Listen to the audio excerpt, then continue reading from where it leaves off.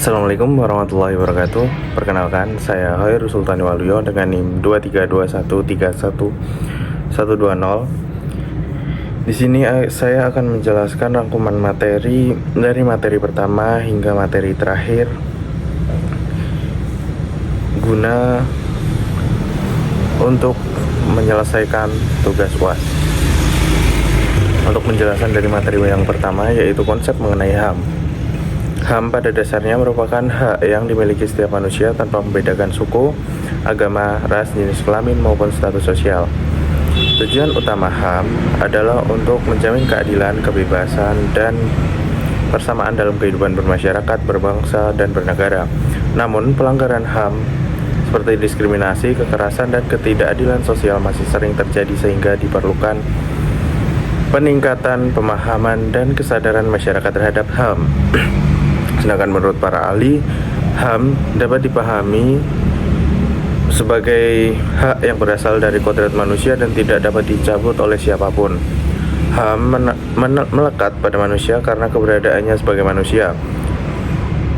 Sedangkan menurut Pasal 1 ayat 1 Undang-Undang Nomor 39 Tahun 1999, HAM adalah seperangkat hak yang melekat pada hakikat dan keberadaan manusia sebagai makhluk Tuhan. Untuk materi yang kedua, yaitu konsep dasar mengenai gender.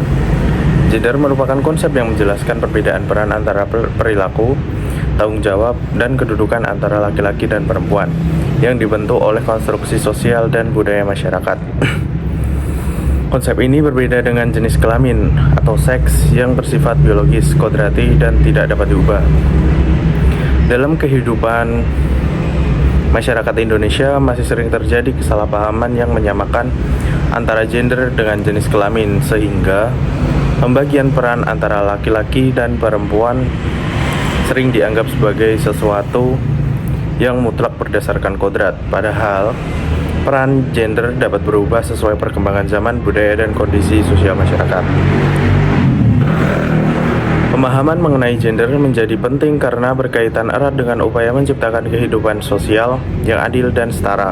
Ketidakpahaman terhadap konsep gender dapat menimbulkan berbagai bentuk ketidakadilan seperti stereotip bahwa perempuan hanya cocok berada di ranah domestik sedangkan laki-laki harus selalu berperan di ranah publik. Pandangan semacam ini dapat membatasi kesempatan seseorang untuk berkembang sesuai kemampuan dan minatnya. Dalam kajian gender, terdapat beberapa prinsip utama yang menjadi landasan dalam mewujudkan kehidupan sebagai bagi laki-laki maupun perempuan dalam berbagai bidang kehidupan.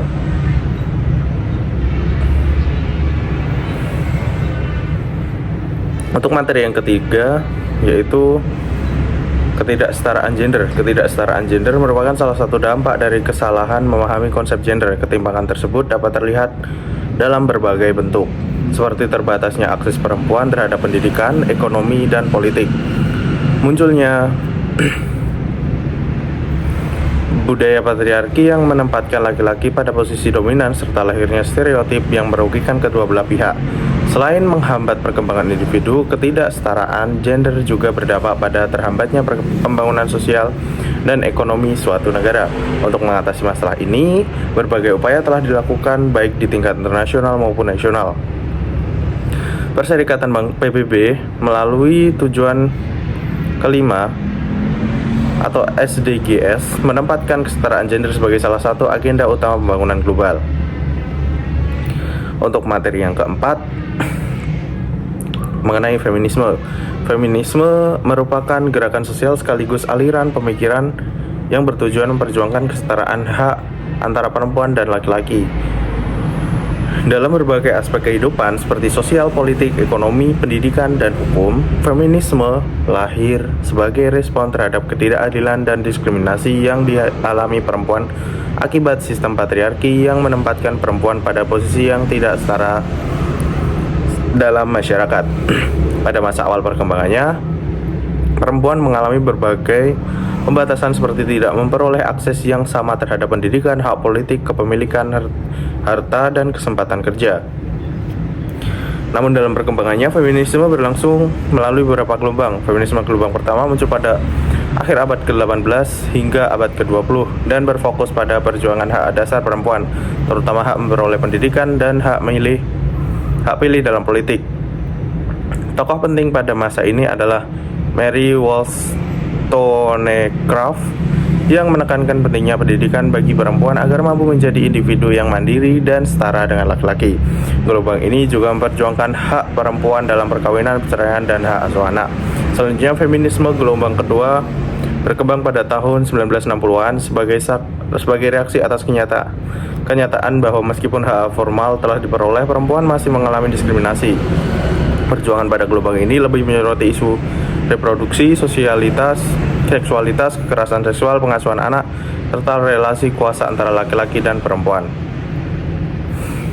Kemudian, feminisme pada gelombang ketiga pada tahun 1980-an hingga 1990-an. Gelombang ini berkembang sebagai kritik terhadap feminisme sebelumnya yang dianggap terlalu berfokus pada pengalaman perempuan kulit putih dan kurang memperhatikan keberagaman pengalaman perempuan.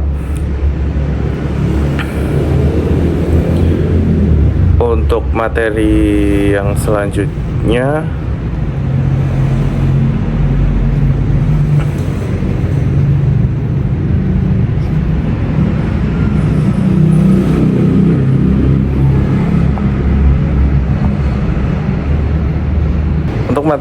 yaitu mengenai isu, tantangan, dan hambatan keterlibatan perempuan.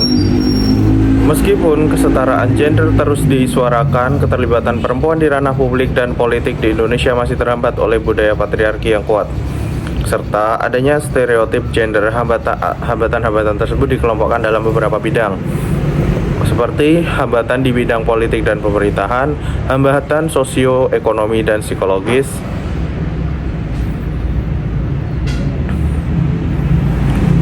Selain itu, peluang dan ancaman keterlibatan perempuan sebagai berikut. Peluang yang pertama yaitu komitmen internasional, yang kedua konteks hukum dan kebijakan, yang ketiga dukungan sosial. Ancamannya berupa peraturan daerah yang diskriminatif, yang kedua resistensi internal. Selanjutnya, upaya mewujudkan kesetaraan gender dengan cara pendidikan dan pelatihan politik, implementasi pengarusutamaan gender. Selanjutnya, komitmen partai politik. Dan yang terakhir, pendekatan budaya dan edukasi tokoh kunci. Untuk materi yang ke-8, terkaitan hak asasi manusia dan kesetaraan gender dalam lingkup keluarga.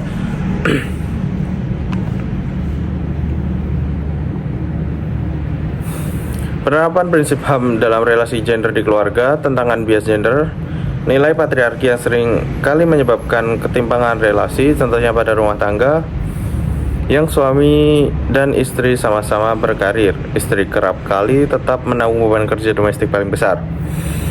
Ketimpangan dipengaruhi oleh faktor penyumbang penghasilan terbesar, pengasuhan anak, serta dominasi posisi tawar dalam negosiasi. Perbedaan peran yang melahirkan bias ini berujung pada diskriminasi, menginalisasi, subordinasi, beban ganda, hingga kekerasan.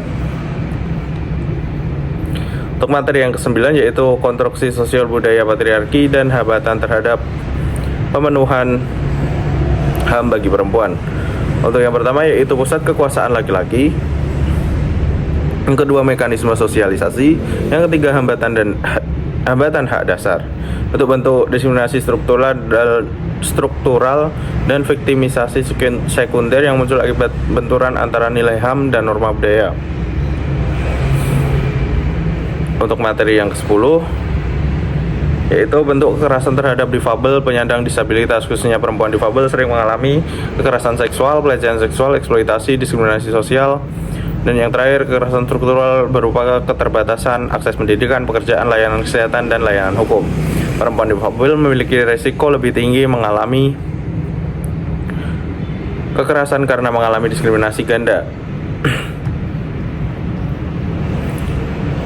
Untuk materi yang ke-11 yaitu bentuk ketimpangan gender dalam masyarakat. Kesetaraan gender idealnya menempatkan laki-laki dan perempuan pada kedudukan yang seimbang untuk memenuhi peran, hak, dan potensinya tanpa adanya diskriminasi struktural.